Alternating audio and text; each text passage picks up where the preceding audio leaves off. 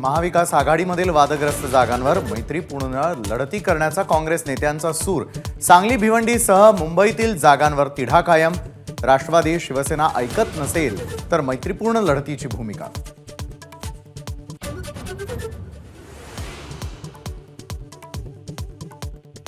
वंचितनं आमच्या सोबत यावं यासाठी अजूनही प्रयत्न। पवारांचं वक्तव्य तर महाविकास आघाडीबाबत अजूनही दरवाजे उघडे। आंबेडकरांकडूनही प्रतिसाद।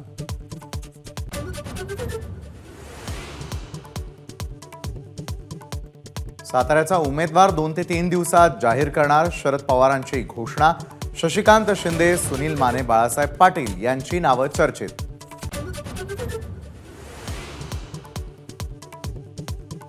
शिर्डीची जागा नाही तर आता केंद्रामध्ये कॅबिनेट मंत्रीपद द्या। रामदास आठवलेंची फडणवीसांकडे मागणी। विधानसभेमध्ये 8 ते 10 जागा देण्याची मागणी।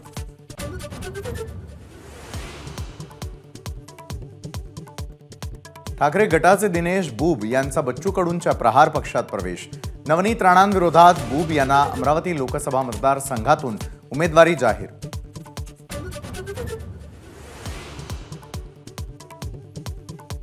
हर्षवर्धन पाटील 200 कार्यकर्त्यांसह देवेंद्र फडणवीसांच्या भेटीला। पाटलांचे कार्यकर्ते अजित पवारांविरोधात अजूनही आक्रमक।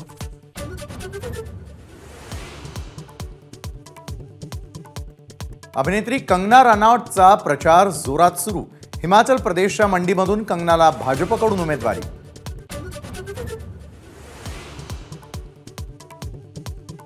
काँग्रेस पक्षाला आयकर विभागाची 1700 कोटींची नोटीस।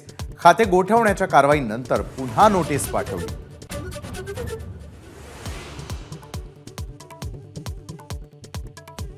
पुणे शहरात कोयता गँग पुन्हा सक्रिय। येरवडा परिसरामध्ये 5 ते 6 जणांकडून कोयत्यानं हल्ला।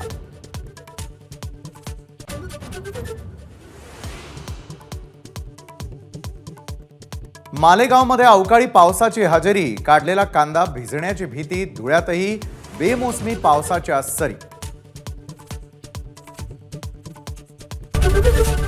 एबीपी माझा, उघडा डोळे बघा नीट।